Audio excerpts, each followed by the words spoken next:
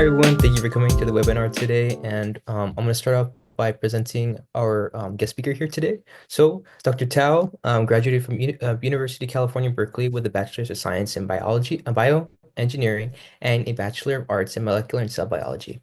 He was a member of Phi Beta Kappa and Tau Beta Phi, and the recipient of the Jeffrey A. Weiner Memorial Prize, the award given to the top graduating senior in the neurobiology emphasis of the molecular and cell biology major. Ken completed a PhD in neuroscience from Harvard University and Harvard School of Medicine. Ken is nationally recognized as a premier MCAT mind. He has worked with thousands of undergraduate students as a graduate teaching assistant and MCAT instructor/tutor for the Princeton Review. At Princeton Review, Ken was the only tutor certified in all subjects, was one of the highest rated MCAT tutors ever, and was a teacher trainer for Princeton Review's MCAT division. He has written content for dozens of MCAT books and guides. Ken's track record for improving student scores on the MCAT is exceptional. Scores of his students have achieved MCAT scores near 40 on the old exam and near 520 on the current exam. So thank you, and you can take the floor now, Dr. Tao. Great, thanks for the introduction. So it's nice to be here, part four of this four-part series, and we started with a lot of the basics, right? Talking about as a community college student, right? How you can succeed in STEM courses, then moving on to how you can start preparing for the MCAT as a community college or transfer student. And then we also talked a little bit about timeline, right? So today's going to be focused a little bit more on the MCAT exam itself, right? So we're going to go into details, the structure of the exam, and we're also going to talk a bit about how to prepare for the exam. So introductions already given. I won't add anything else to it. So here's the plan for the day. All right. So we're going to talk about what is the MCAT exam, what is a good MCAT score, how to master the MCAT, and we should also have some time at the end to answer any questions you might have about the MCAT. All right, so the MCAT is the medical college admission test. This is the exam that you need to take if you want to go to medical school in the United States or Canada. There are some Caribbean medical schools that don't require the MCAT exam, but generally students are recommended to take the MCAT and go to a medical school that does require the exam. In terms of the format of the exam, it's got four sections, right? We usually call these the Chem Phys, Cars, Biochem, and Psych Soc sections, but each section actually has a much longer name, the first of which being the Chemical and Physical Foundations of Biological Systems. The second is the Critical Analysis and Reasoning Skills section. Then you have the Biological and Biochemical Foundations of Living Systems and the Psychological, Social, and Biological Foundations of Behavior. Long names, which is why, of course, we go with the shorthand notations here. The first thing I want you to take note is these four sections are quite long, right? The three science sections are 95 minutes. The cars section is 90 minutes. That's 6 hours and 15 minutes of test taking time, which if you take into account the breaks, right, which you've got a 10-minute break between the first two and the last two sections, and you've got a 30-minute lunch break between the second and third sections of the exam. In total, you're looking at about a 7-hour test day, right? And this is pretty important to emphasize, and that's just because the MCAT is a very long exam, right? You can expect to be at the testing center for about 7.5 hours, right? And the reason why this is important is because most students haven't taken an exam that long, right? At most universities in the country, the longest exam you'll probably take is a final exam that is usually at most 3 hours long, right? So we're looking at a 7-hour exam. And most students, when they take a practice MCAT, they really feel how long the exam is, right? And what I mean by that is when you take your first practice MCAT, you're going to feel how exhausted you are just after the first section. And it just goes downhill from there, right? By the time you get to the fourth section, many students don't even care. They're just clicking answer choices and they want to be done with the exam, right? That, of course, is not ideal, which is why when you're preparing for the exam, yes, there is a lot of science content. There are a lot of test taking strategies that you need to learn, but there's two additional skills that students often forget about, which is learning how to pace yourself and also building stamina, right? The pacing aspect is important because students who haven't studied very much will often start the MCAT and they often tell themselves, oh, I'm starting out. I should be taking it slow. I shouldn't be rushing, right? The challenge is that students often don't know what is the pace they should be taking to go through each section. And often what happens is they take too long and they end up running out of time near the end, and they leave a lot of questions unanswered or they have to guess on them, which is not ideal, right? So you do want to take a lot of full-length practice exams to learn how to pace yourself. And you also want to take a lot of full-length practice exams so you get used to taking 7-hour exams such that you're able to maintain focus throughout all 4 sections of the exam. All right. So next, let's talk a little bit about the scoring system. So there's 4 sections. Each section receives a score between 118 to 132, 118 being the lowest score, 132 being the highest score. That, of course, means the score range for the MCAT is between 472 to 528. I know that might seem like an odd scoring system, right? Why do we have this weird 472 to 528? Well, it was designed intentionally by the AAMC, the creators of the MCAT exam. And that's because right in the middle of that range, 118 to 132, it's a 125. That's the average score in each section. So if you have a student who gets an average score in all 4 sections of the exam, they get a 500. This makes it very easy for medical schools to identify which students are above average on the MCAT because their score will be in the 500s, and which students are below average on the MCAT because their score will be in the 400s. So that's something to think about, just how the scoring system works. And not surprisingly, just like most standardized exam, the MCAT does follow a normal distribution or a bell curve. This simply means that most students who take the MCAT are going to score somewhere around the average 500, right? And very few students will be getting low scores. Very few students will be getting high scores. We'll be talking later about what is a good score to aim for. Now, in terms of the exam format, it is a pure multiple choice exam, right? In some ways, that's kind of nice because there's no free response, right? It's not like your physics class where you have to draw out equations, you have to show free body diagrams, draw all the forces. It's also not organic chemistry where you have to draw out structures of molecules, you have to draw arrow pushing diagrams for synthesis reactions, right?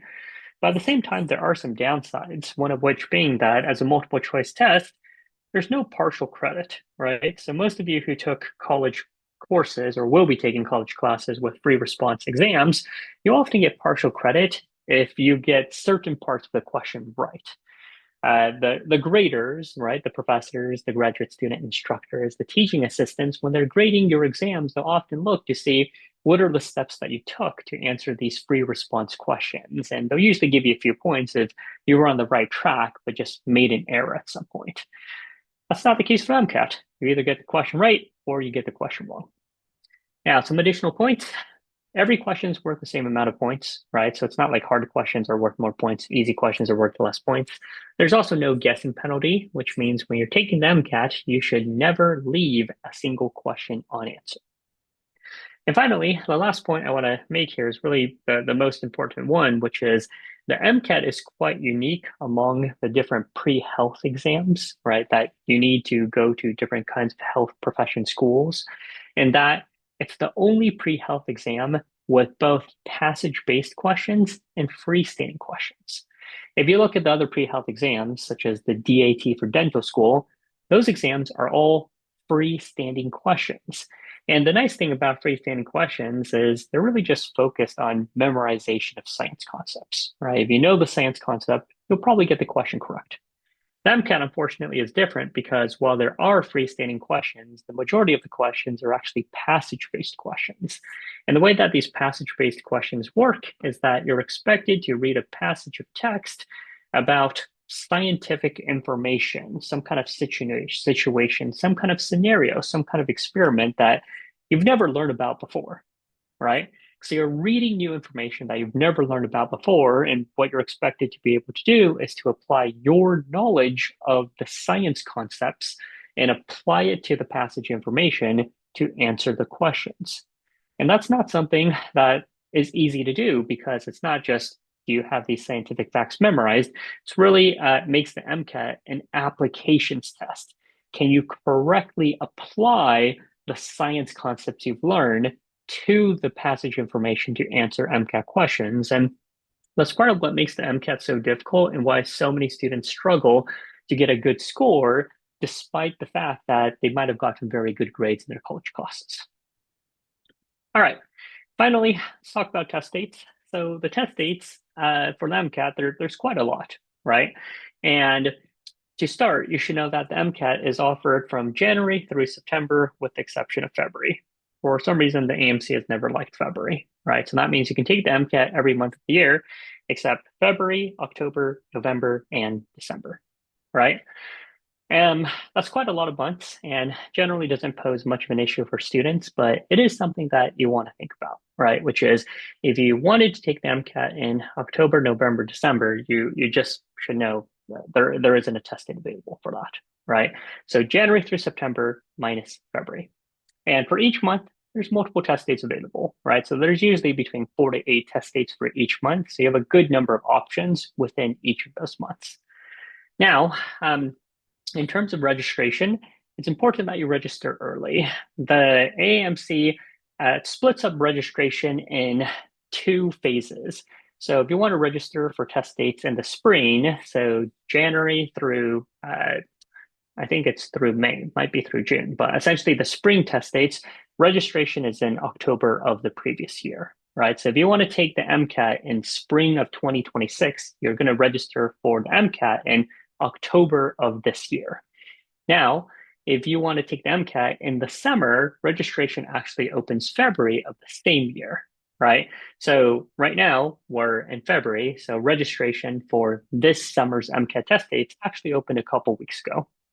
The reason why this is important to note is because MCAT registration can be quite competitive. And for any of you who haven't registered for the exam, the process essentially works like this, right? Which is MCAT registration opens on one day, depending on whether you're on the East Coast or the West Coast, right? So on the East Coast, they register on one day. On West Coast, you register the second day. The main reason why they did this is because in the past, there were so many people who would go to the AMC's website to register for the MCAT, and the website would crash, which was not a great experience for students. So the AMC decided to split registration over 2 days, depending on whether you're on the East Coast or the West Coast. Now, a lot of students, it's a lot of students, right? And a lot of students divided by 2 is still a lot of students. So the experience is if you go to the AMC's website when registration opens, if you're on the website pretty much right when it opens, and when it opens, you click the button to register, you're going to enter a queue. And if you're there right when registration opens, maybe you're in position 200 or position 300, which isn't a huge deal, right? You just wait maybe 10, 15 minutes and you can register for the exam.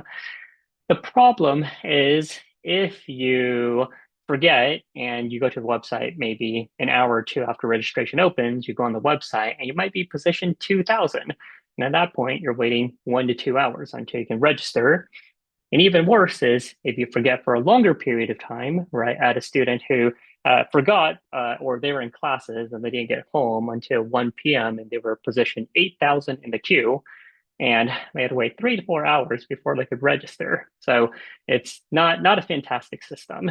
And you might be thinking, well, why wait for this queue? Well, the problem is if you forget to register that day, you're like, oh, I'll just register tomorrow. Then there's no one in the queue. The problem is that the test date and testing center you want to register for may be booked, right?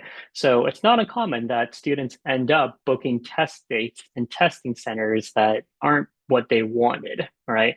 Yesterday, I actually spoke to a student who they're at UCLA, right? And they wanted to take the MCAT in LA, but the closest testing center that they have that they could find to sign up for the test date they want was in San Diego. And what I told them was, that's not great, right? Because the MCAT, it's at 8 a.m., right? Now, typically, most students should be able to sign up for a testing center that's within 15 to 20 minutes from where they live, right? So in that case, maybe wake up at 7 a.m., have breakfast, leave for the testing center. If you have to drive from LA to San Diego, that could be, 2 hours, depending on how much traffic there is, which is not very fun, which means instead of getting up at 7 a.m., you got to get up at 5 a.m. Or you plan on getting to that area a night before and perhaps you stay at a friend's place or you have to get a hotel. But then I've also heard plenty of stories from students who've done that, and they tell me things like, oh, the hotel, there are these funny sounds, and they got 2 hours of sleep and they didn't perform very well, right? So, main point is registration is competitive for the MCAT. Make sure you know when registration opens, so that way you can be on the AMC's website right when registration opens, so you can get the test date and testing center that you want. All right, that's a little bit about the format of the exam. Let's talk a little bit more about what is a good MCAT score. As we said earlier, the MCAT follows a normal distribution, right? And these are the most recent numbers from the AMC, right? The current MCAT percentiles, right? And just to make sure everyone's on the same page, right? A percentile is a way of looking at a student's score and how they compared with all other test takers, right? So, for example, let's say you have a 50th percentile MCAT score. What that means is you got a score higher than 50% of all test takers, right? Now, let's say instead you did better on the MCAT and you got an 80th percentile MCAT score. That means you got a score higher than 80% of all test takers, right? Now, just to throw out some numbers, we know from what I said, the average score on the MCAT is about a 500. Of course, for people who want to apply to medical school, the average MCAT score of applicants is going to be higher than that. And that's because many students who get a low MCAT score aren't going to apply. So the average score of applicants to medical schools is higher, closer to 508, right? So that means many students with lower scores aren't applying. Now, that is not the score of people who get accepted to medical school. That's the MCAT of scores of students who apply to medical school. The average MCAT score of matriculants is more like 511 to 512, right? So that's an important number to keep in mind because, again, that means the average MCAT score of students who get accepted to medical school is a 511 to 512. And to be clear, in this case, I'm talking about allopathic or MD medical schools. If you're interested in osteopathic or DO medical schools, the numbers are slightly different, right? But this is just to give you a general sense of what some of the numbers look like. But of course, getting into medical school is not just about GPA. Not just about MCAT. Your GPA is also important, right? So we have a table of data here from the AMC, and this table actually has really helpful information. What this table shows is what percentage of applicants with different MCAT and GPA combinations were accepted to medical school. Let's walk through how this table works, right? Let's say you've got a 3.5 GPA, right? That means you're between 3.4 to 3.59. And let's say you get a 508 on the MCAT. So a 508 is between 505 to 506 to 509. You can see that this is 33.6%. That means 33.6% of students with that MCAT and GPA combination were accepted to medical school. So sort of like you've got a 1/3 chance of getting into medical school, right? And if you understand how to read this chart, then it becomes pretty apparent that your goal is to get higher numbers, right?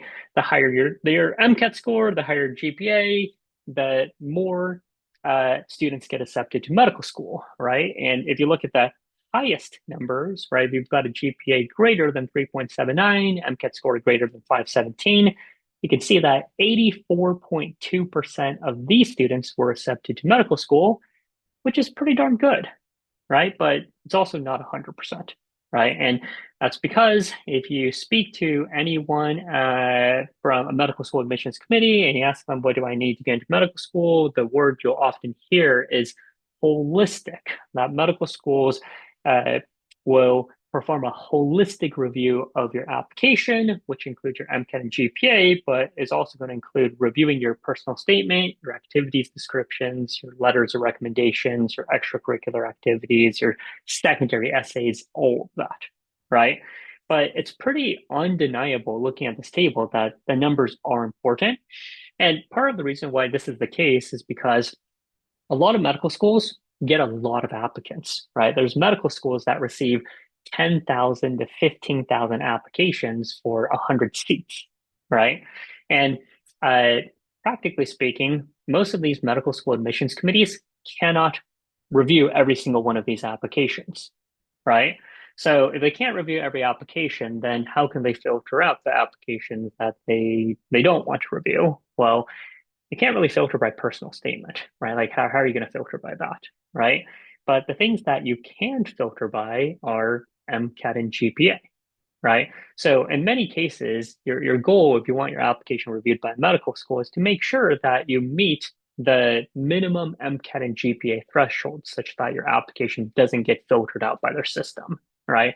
So that way they'll take a closer look in your application. The thing that's interesting, of course, is we're, of course, in the age of artificial intelligence. And although I was saying earlier that they can really only filter by numbers, MCAT and GPA, I think with the advent of artificial intelligence, and some medical schools are starting to use artificial intelligence to filter applications. If it's a growing trend, then you could potentially get filtered out using other aspects of your application, right? So some of those things that medical schools might be looking at would be what are themes and keywords in your application, right? So there's a school where, to them, physician shadowing, service, clinical experience are all important, right? If they are to have artificial intelligence go through your application and there's not a single mention of service, that maybe is a new way that medical schools can filter out applicants. So right now, just MCAT and GPA, but it may change. A question that I get often from students is, um, if I have a high GPA, can I get away with lower MCAT score, right? And that might sound reasonable, right? Because it's two different numbers. So you might be thinking, well, hey, if I do really well in college, if I get a really high GPA, can I, sort of not do so one on my MCAT and still get accepted into medical school? Well, we can look at this, right? They said the average MCAT score is a 500. So that would be between 498 to 501, right? So if you've got a below average MCAT score, you're looking at a 494 to 497.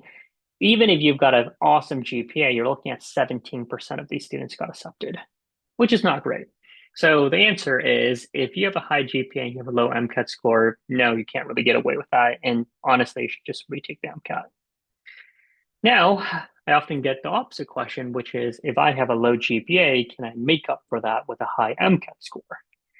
So this situation, I would say, is a lot more common, which is a lot of students, maybe the first few years of college was a little rough, right? And they just weren't able to perform as well as they wanted in their college courses, and they're feeling bummed out about their GPA, right? So let's say you've got a 3.1 GPA, right? And a 3.1 GPA is definitely on the low side as a pre-med, right? So if you've got a 3.1 GPA, let's say you crush the MCAT and you get a score greater than 517, you can see 52.6% of those students get accepted, right? So in other words, if your GPA isn't as great as you want, you can certainly compensate for that with a higher MCAT score, but it doesn't really work out so well the other case, right?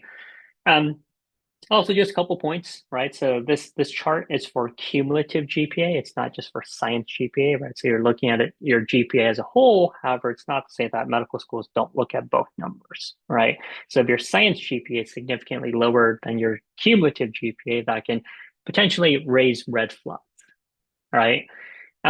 Another point that I'll make is, a lot of students often think of, oh, I can come up with an explanation of why my GPA is lower, right? Because, I went to UC Berkeley and I am a, computer science and chemical engineering double major, right? I had to take over 20 units a semester. That's why my GPA is so low. The thing is, look at these numbers, right? Like medical schools don't really care, right? So if you have a low GPA, there's no bonus that you get for taking harder courses, right? For going to a more rigorous institution, right? A 4.0 is a 4.0, right? So this is why I've said in previous presentations multiple times, right? Like doing a double major, right? Taking on additional major, taking on additional minor, not just adding more burden to your coursework, right? And more burden to your coursework means it's harder for you to maintain a high GPA. And it also means less time you can spend building a strong application, right? Because more time spent in class is less time doing clinical work, doing research, doing volunteer work, and getting leadership experience, right?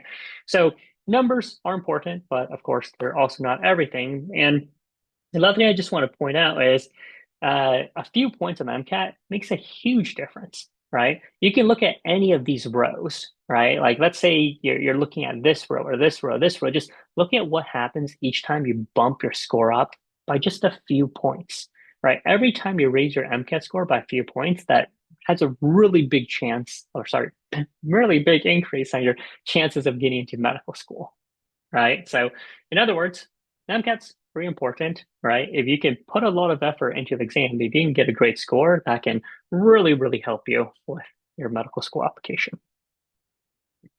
All right, now let's talk a little bit about how to prepare for the MCAT, right?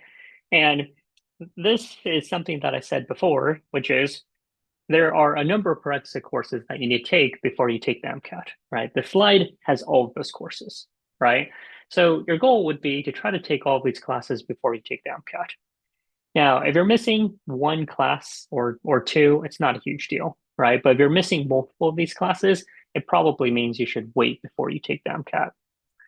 Another point I want to emphasize, and this I made this point earlier, which is if you're still in community college, if you're a first year or second year undergraduate student, you honestly shouldn't worry about studying for the MCAT, right? Because you're too far away from the exam, and you should really just focus on getting good grades, right? And that's simply because if you get good grades, that'll make it easier for you to study for the MCAT later because you simply have to review the material that you previously learned.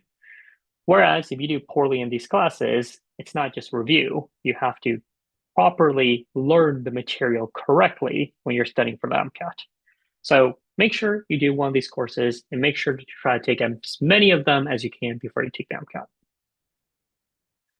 Now, the next thing is once you get to the point where you're going to be um, starting your MCAT prep, it's important that you have a plan. So you don't want to just start studying without a plan. You do want to have a plan. And some of this, I can make it pretty simple, which is there's really only two things you need to do to study for the MCAT, which is number one, you need to review the science content tested on the exam. And number two, you need to do practice questions to learn test taking strategies, right? There's really not much more than that. The issue for students is that where they often get off track is how much of each that they do, right? So what I mean by that is sometimes students spend too much time doing content review, and sometimes students spend too much time doing practice, right? And these are stories I hear all the time from students, right?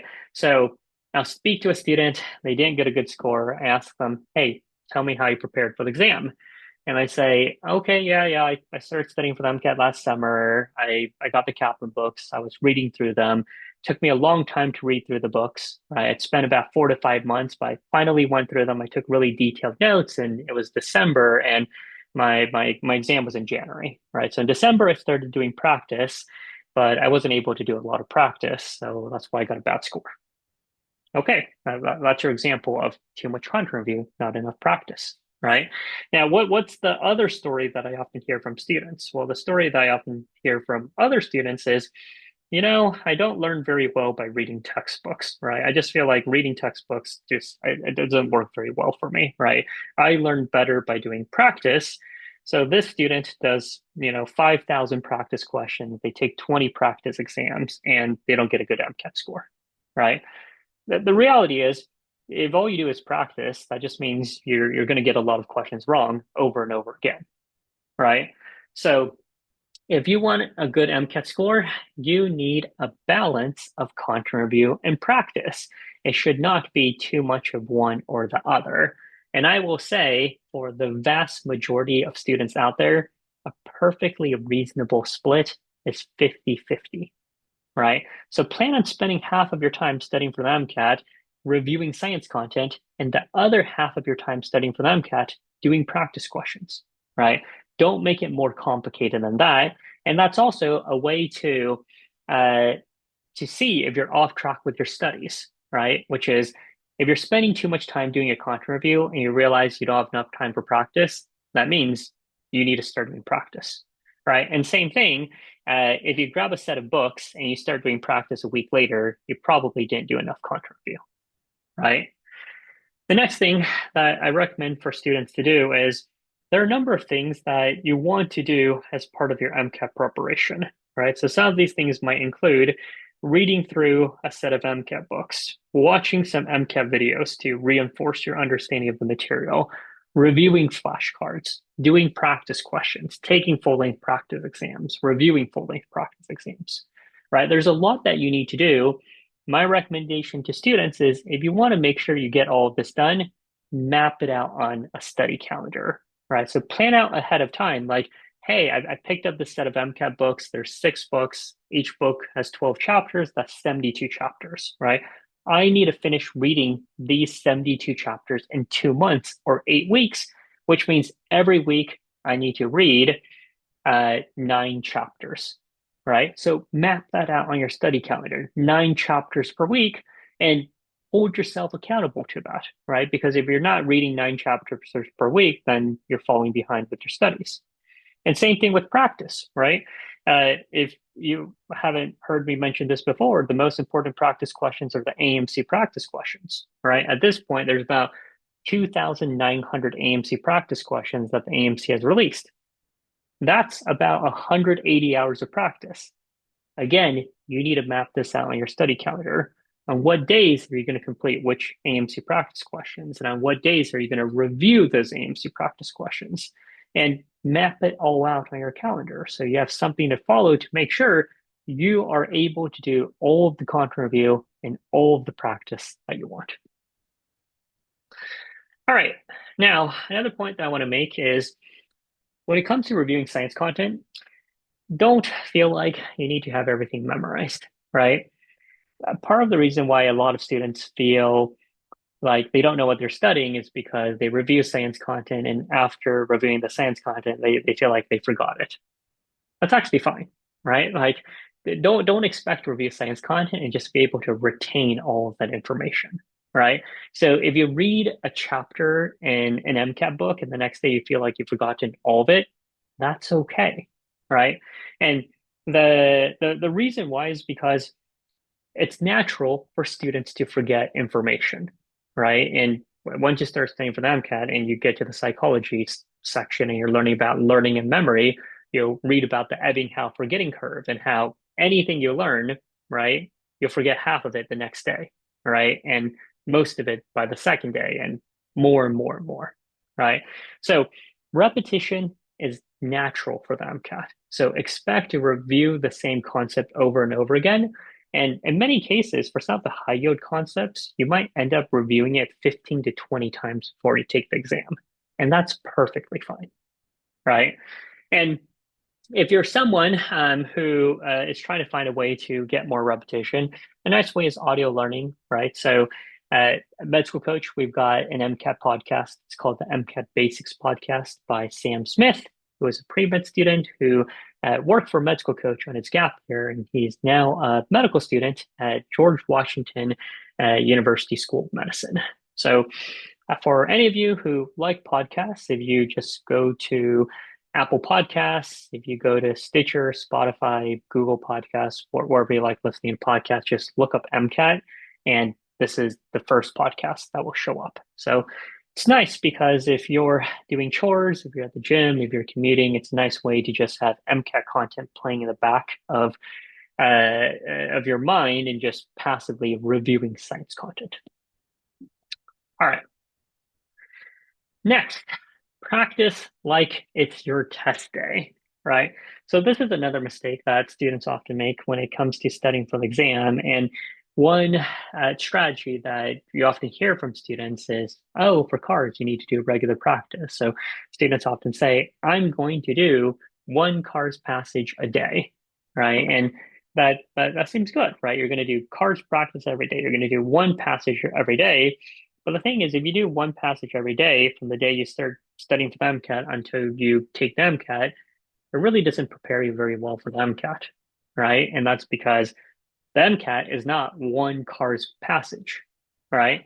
So, what I mean by that is it's fine. If you want to start light and do one passage a day, that's okay.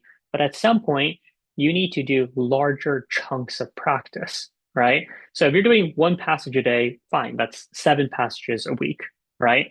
Maybe after a few weeks, you're doing 3 passages at a time, right? Now, I'm not saying you have to do 3 passages every day for 7 days a week because that can occupy a lot of your time.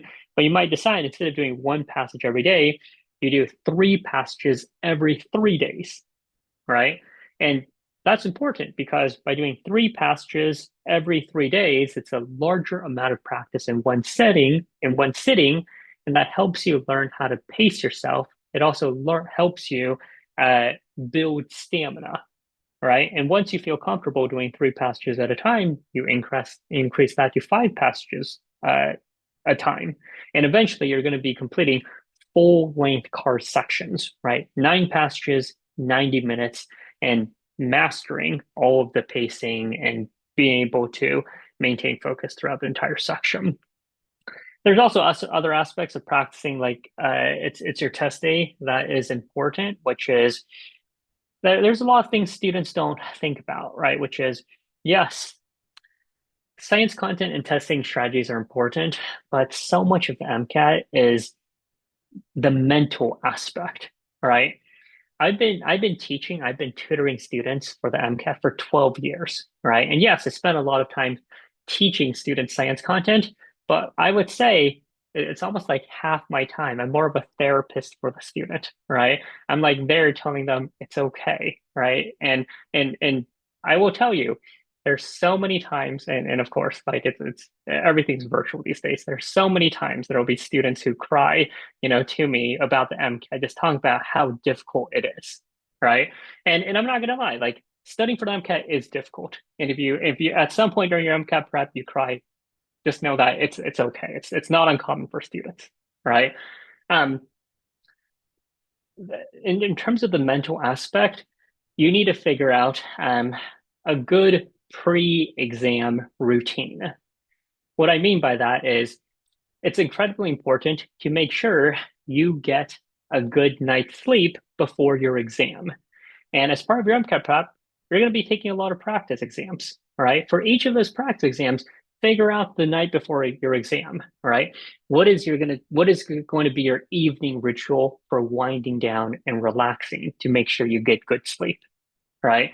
And there's a lot of students who they start to get really stressed with the exam, and as the test date gets closer, they're not able to sleep well, right?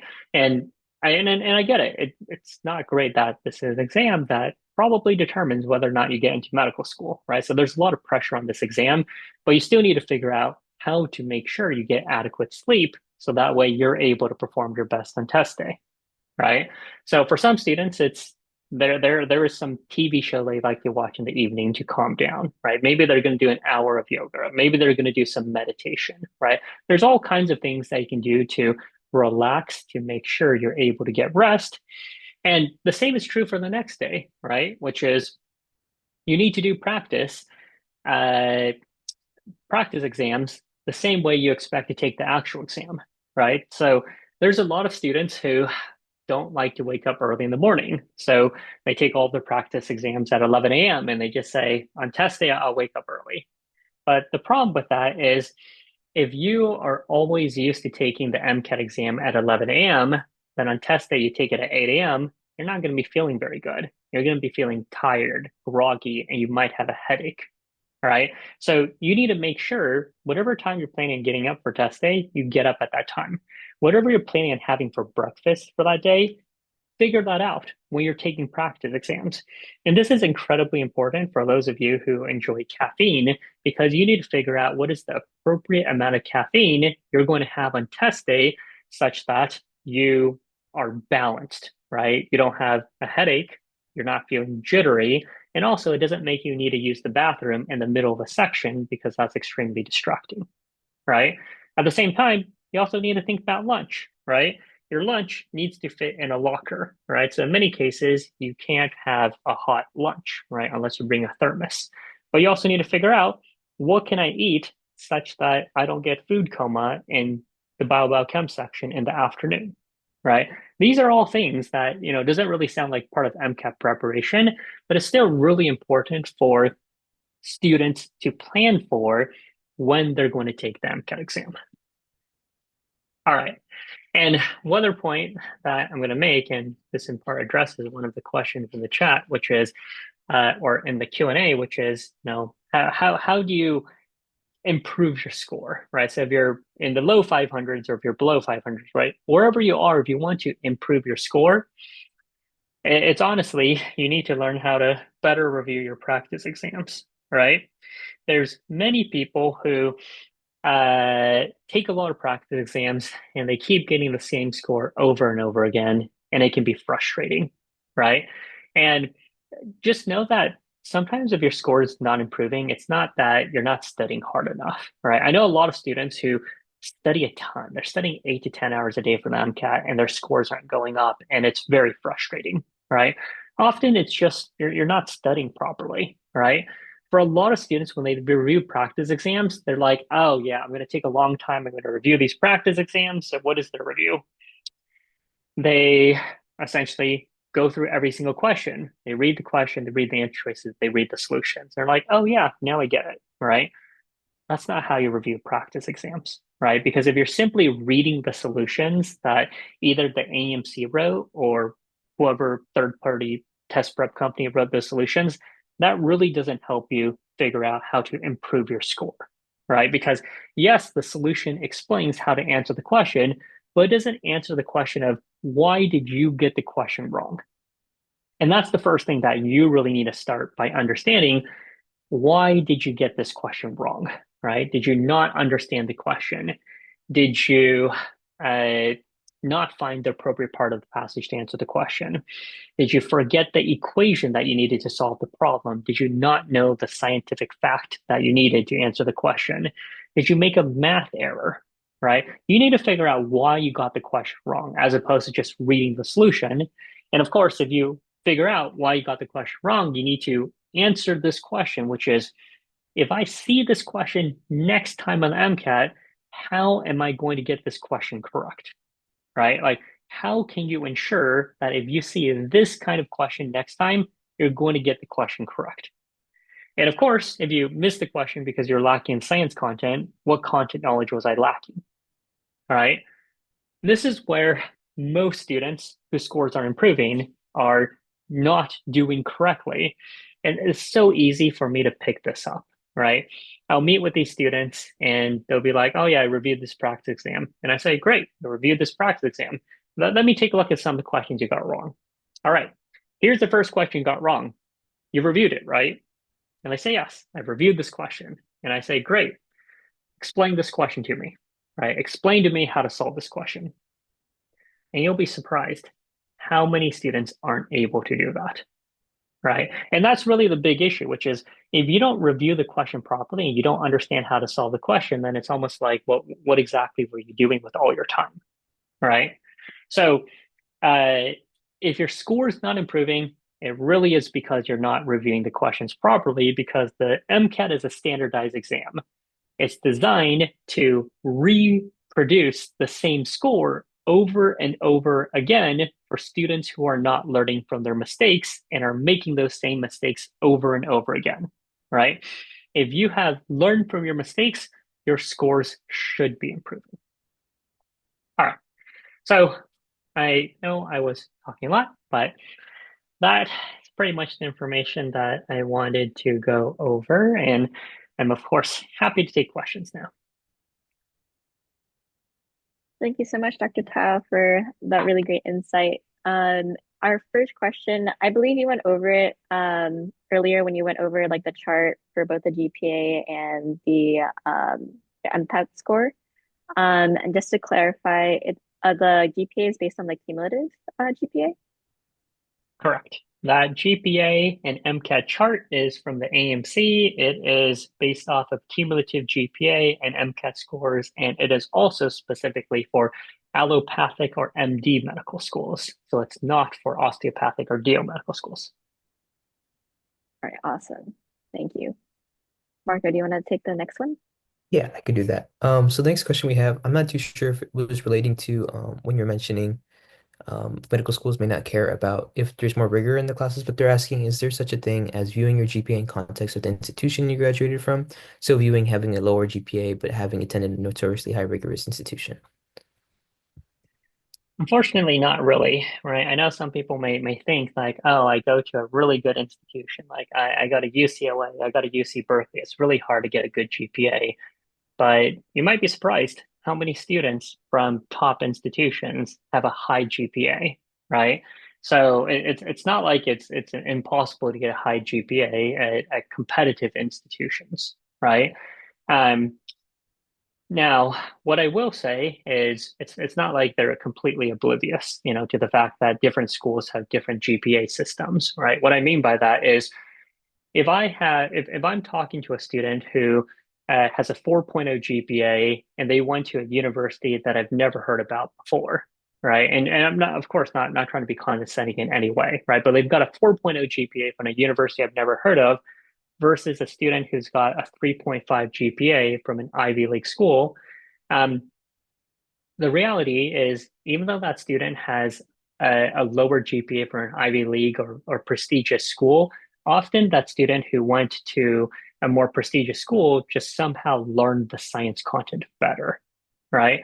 So, in some cases, the GPA doesn't tell everything, and this reflects in the MCAT score, right? And part of this, you can think about that chart, which is you can have a 4.0 GPA, but if you can't break 500 on the MCAT, you saw that your chances of getting into medical school is still low, right? So the MCAT, in a way, essentially corrects for that, right? Which is, just because you have a high GPA, if you don't have a matching MCAT score, you're still going to have a tough time getting in.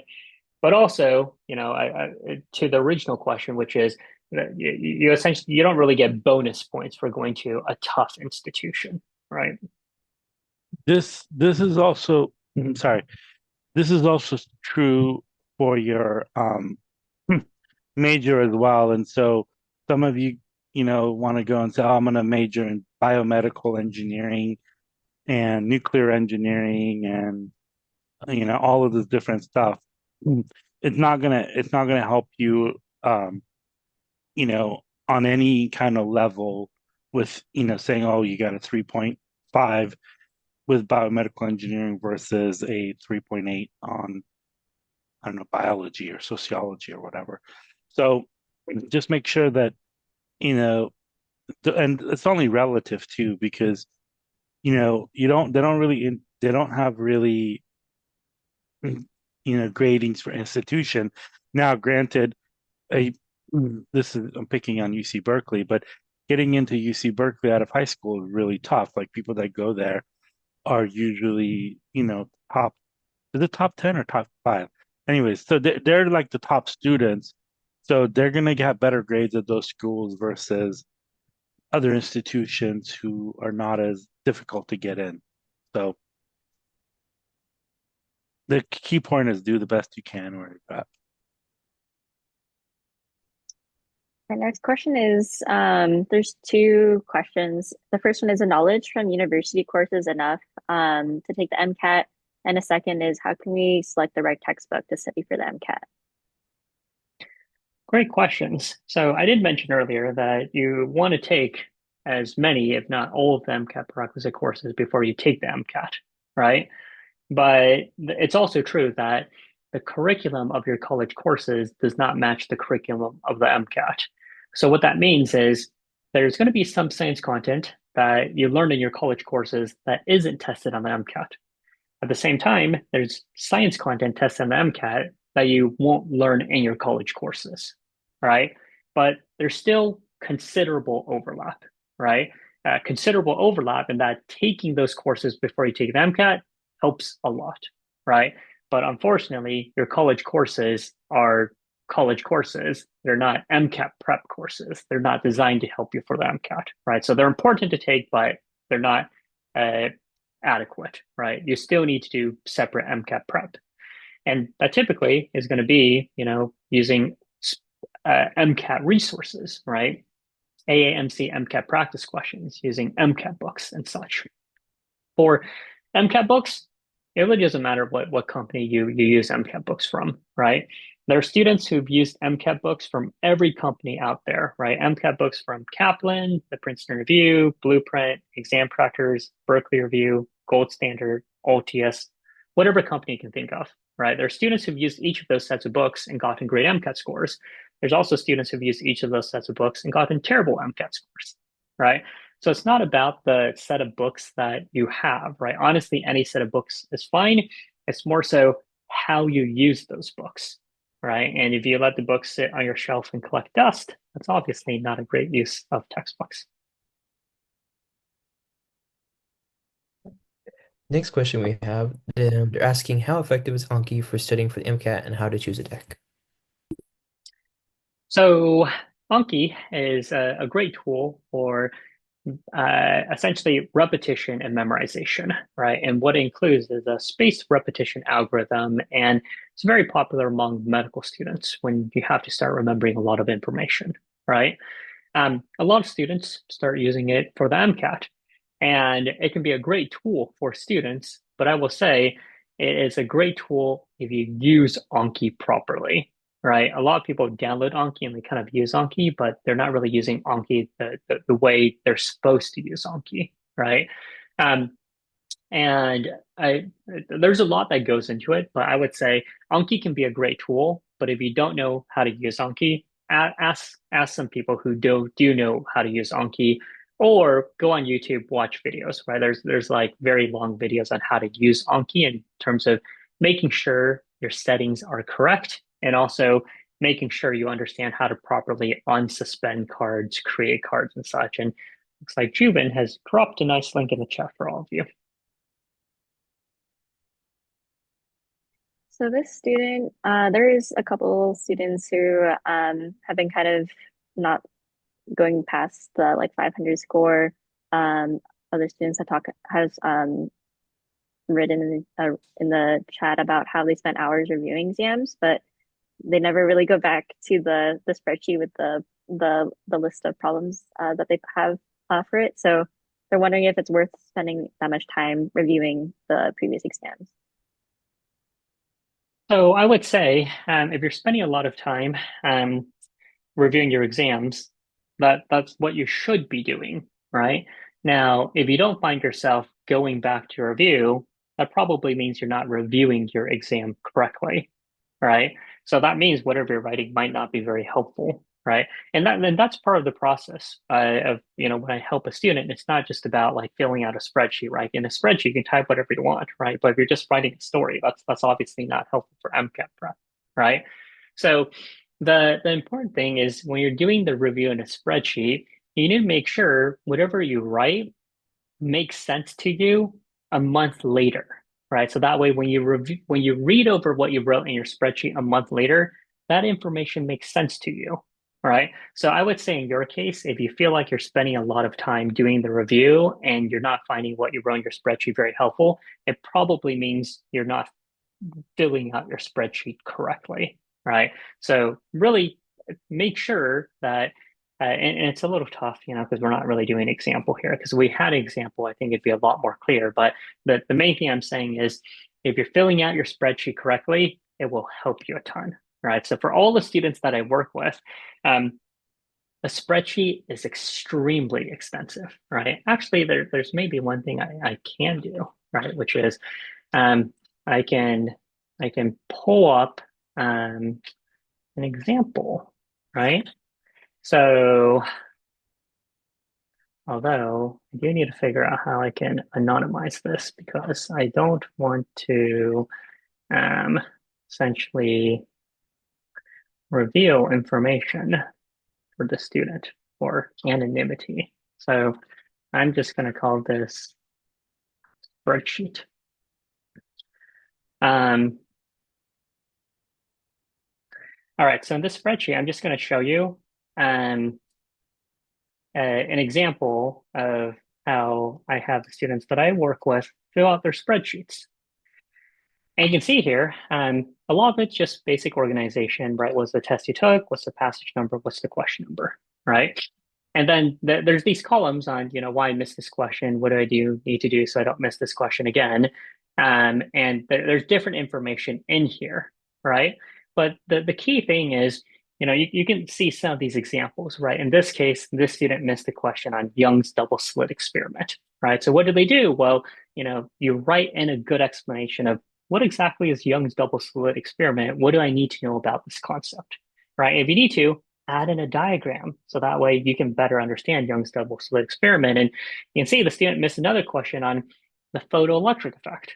Okay, if you missed the photoelectric effect, again, it's not just let me read the solution, type a little, whatever I'm thinking. It's like you're writing something very in depth of, what exactly is the photoelectric effect and what is everything that I need to know about the MCAT for the photoelectric effect, right? And why does it need to be done this way? Well, you missed a question on these topics, right? Uh, what you want to make sure you do is the next time you take an exam, if you see another question on Young's double slit experiment or the photoelectric effect, you get that question right. So if you make sure you wrote in your spreadsheet, hey, here is everything I need to know about these topics, the night before each practice exam, if you read over your entire spreadsheet, you remind yourself of all of the previous mistakes and concepts and facts that you forgot. And this is something that is extremely extensive, right? Like this is a student, and you can see this ends up being 120 rows of a lot of detailed information, and not just for one section. Same thing if you're looking at the biochem section, it is writing a ton of information on all of the information you need to know about gram-positive bacteria, gram-negative bacteria, all of that, right? So the main point I'm trying to make is if you are spending a lot of time doing a review with your MCAT spreadsheet and you feel like it's not very helpful, chances are you're not filling it out correctly. The next question that we have, they're asking what score should we be scoring a month out for our exam date? That is, can be a tough question, right? It's really situational, right? And of course, it depends on your target score. So instead of thinking about your target score, it's probably thinking about how far away, are you from your target score? For example, if you're taking the exam in a month, you scored a 490 on your last practice exam and you want a 515, you're not going to improve your score by 25 points in a month, right? So I would say if you're taking your exam in a month, realistically, the most improvement you can probably see in that time frame is probably 5 to 8 points, right? So if your target score is more than 5 to 8 points from where you're sorry, if your practice exam scores are more than 5 to 8 points from your target score, then you may want to consider pushing back your exam to give yourself more time to prep. Do you recommend any third-party exams to practice?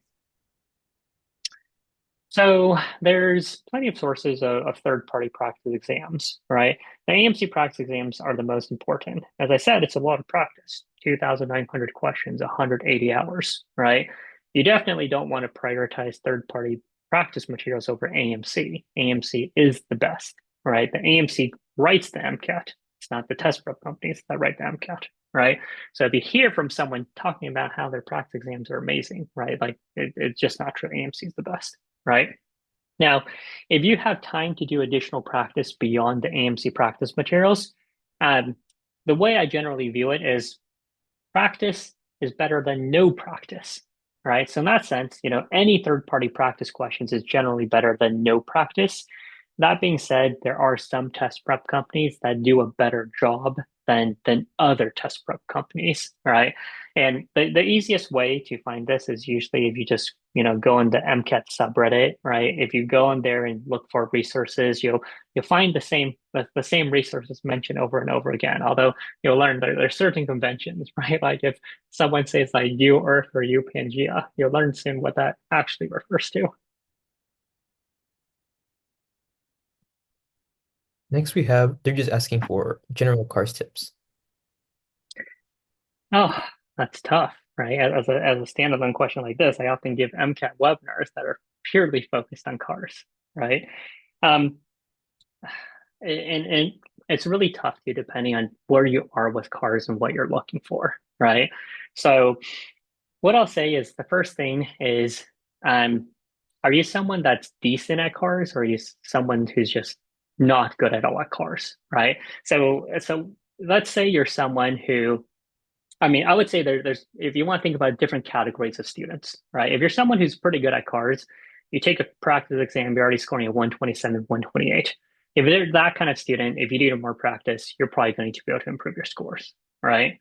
Now, if you're someone who is, scoring close to average, so if you're scoring 124 to 126 in cars, that means you're decent, but you're missing a pretty good number of questions. You're missing on average 1 to 2 questions per passage. This is where some more investigation needs to be done as to why you're struggling. For some students, it's a pacing issue, which is they could get higher accuracy if they had more time, right? For other students, it's a reading comprehension issue, which is they do pretty well in a lot of passages, but there's certain passages that they just don't understand and they miss a whole bunch of questions on those passages. And for other students, it's specific reasoning skills, right? There's 3 CARS question types: foundations of comprehension, reasoning within the text, reasoning beyond the text. In those cases, you might want to try to see, is there a certain type of CARS question that you're missing more often? And if so, try to figure out what is consistently leading you to pick the wrong answer choice, and how do you need to change your reasoning to get to the right answer choice? Right. So again, it's tough because it depends on the reason why you're struggling with cars. And the last would just be students who aren't very good at cars, right? So if you're, 120, 121, 122, right? If you're not good at cars, honestly, I wouldn't worry about any test taking strategies. If you're really weak in cars, the main issue is you don't know how to read, right? And again, I don't mean this in an offensive way at all, but a very easy way to see this is, if you have a friend who's strong at cars, right? Someone who does no studying and gets a 130 to 132 in cars, right? Um, have the two of you read a cars passage, and then afterwards tell them what you thought was the central thesis of the passage, and then have them tell you what the central thesis of the passage was.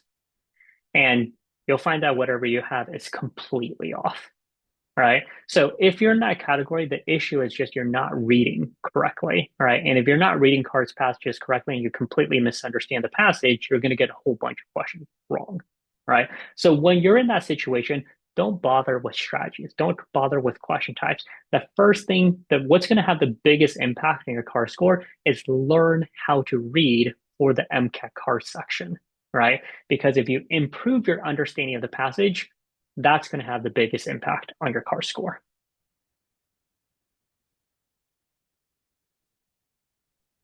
So the student is asking what do you recommend to use to study for a course if they've never taken it, for example, biochemistry. I think they're referring back to like how in your list of prerequisite classes, like if you're just missing one class, then you might be able to like still study for the MCAT. Yes. So if you're just missing one class, in some ways you're not really studying any differently from other students, right? You're still going to get a set of MCAT books. You're still going to read through all those books. What you might consider though is uh, watching more videos on those topics, right? And these days, like YouTube is phenomenal, right? Like if you just not Google, just go on YouTube and type biochemistry MCAT, you'll find a whole bunch of videos, right? So in that case, you just need to spend a little bit more time reviewing that topic, using supplemental resources, maybe considering doing some more practice questions, but it's not too different. It's just more time spent on your weaker areas. This student is a first year student and they've only covered like biology and chemistry work. And they're asking, how do you recommend starting an MCAT study plan if you have not learned organic chemistry or biochemistry yet? So this goes to one of my earlier slides, which is if you are a first year student, right, don't worry about the MCAT, right? Right now, just focus on getting good grades, right? Essentially, studying for your classes is your MCAT prep, right? Once you get closer to taking the MCAT, then you can start thinking more about preparing for the exam. I would say Dr. Tao did an entire presentation. Was it last week? about Yes, that. that's link. The other thing is I'm just making a shameless plug. Dr. Tao has 991 videos about the MCAT on YouTube. So like, and people do this thing called content porn, was they look for, all of these like materials, and it's like that's awesome, but you're not gonna have time to go through them. And you could have all the best material in the world, but if you're not going through it, then it's really not going to help you. So pick one. If you like Dr. Tao's voice, and he is nice to look at also, but I'm kind of biased towards that. He's my friend. But he has 991 videos that you could take a look at it. And let's say you're a first year student. If you go through five of these, you know, a week, you will get through all of them. So I'm just throwing that out there. And it's also separated by playlists, right? Yes. So he has a whole biochemistry, physics, cars, general chemistry, like, so just throwing it out there. And they're all like, and what I like about those, and like I said, I'm biased, they're all like 5 to 7 minutes. I don't think any of them are over 10 minutes, are they, Dr. Tao? I think you're about right. That was Yeah. the goal, right? To keep them on Yeah. the That shorter that's the side. whole entire point of it is, you know, I mean, he's done it for a reason. And so um he's done it for a reason. So they're quick. You could sit down and so like redox oxidation. And I'm telling you this because when I was doing OChem and physics, I actually like used some of those videos um to like review. Like I had to like review Bohr's model and quantum model and all of that stuff. Like he's done them. So, like I said, I'm a little biased, but this is available to you for free. So making a All right, plug. all right, we're gonna rapid fire these questions. Can you reschedule your MCAT if you're nearing your test date and don't feel ready? You can, but at a cost. The AMC has different deadlines, like a 30-day deadline, 60-day deadline, 90-day deadline. And the closer you are to your exam, the higher the fee for rescheduling. The next we have is what is the difference in cumulative and science GPA that would raise a red flag? This is usually so cumulative GPA is all of your classes, right? Science classes plus non-science classes, right? So a lot of students often will take a lot of non-science classes to boost their GPA, right? So if you've got like a 3.4, science GPA and a 3.8 cumulative GPA, if there's a big gap there, it does seem a little odd. Um, yeah.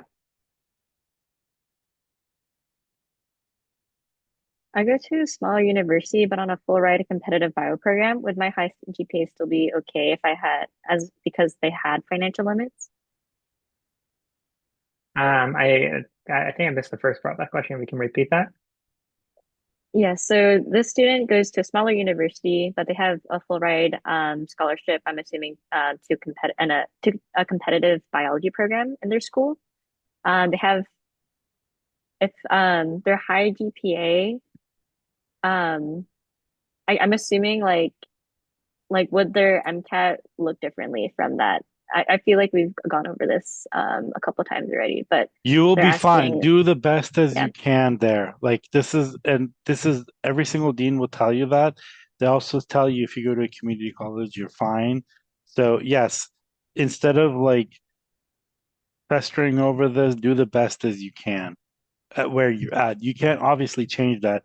And if you're getting a scholarship, like by all means, like heck, go for it. So do the best you can. Yeah. And the one thing I'll add is, you know, again, we're thinking about big universities. Do you know how many kids at UCLA and UC Berkeley have a 520 plus MCAT score? It's a ton, right? Like a ton of students get high scores, right?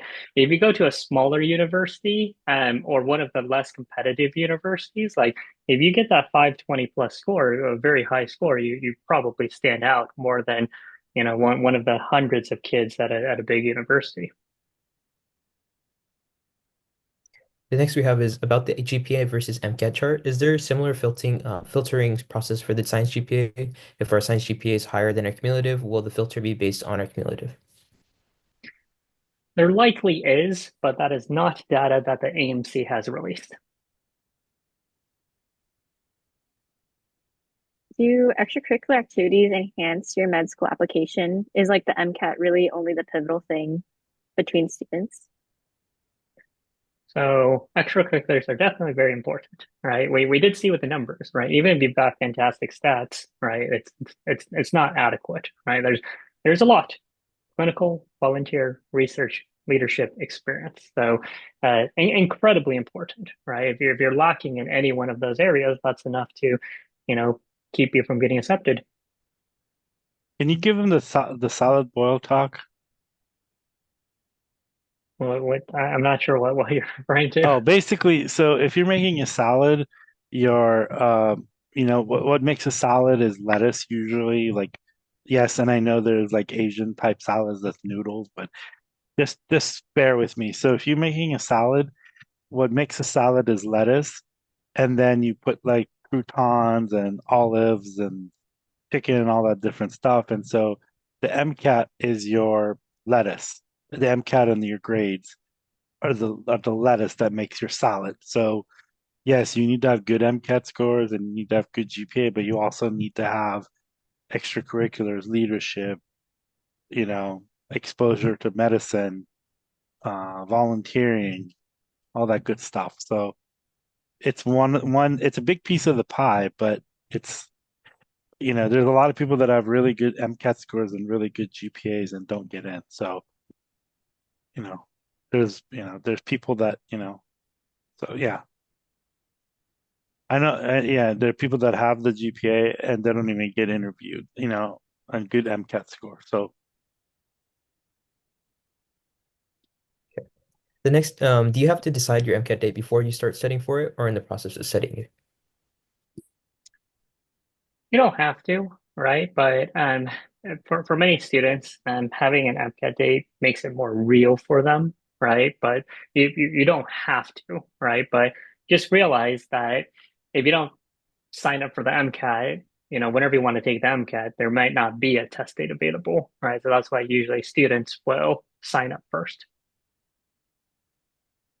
How do you figure out which schools are your best fit based on your MCAT and GPA? The student says that some of the schools that they're planning to apply to don't show their average MCAT or GPA if they look it up.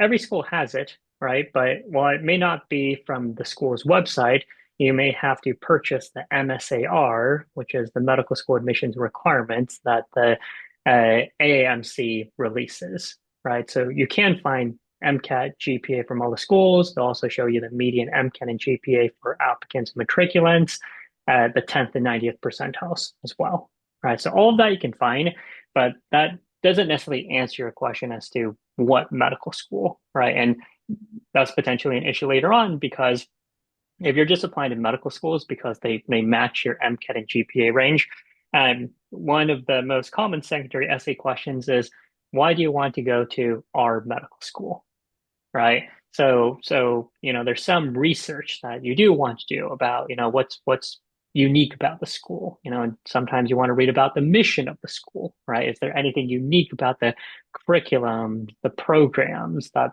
they offer?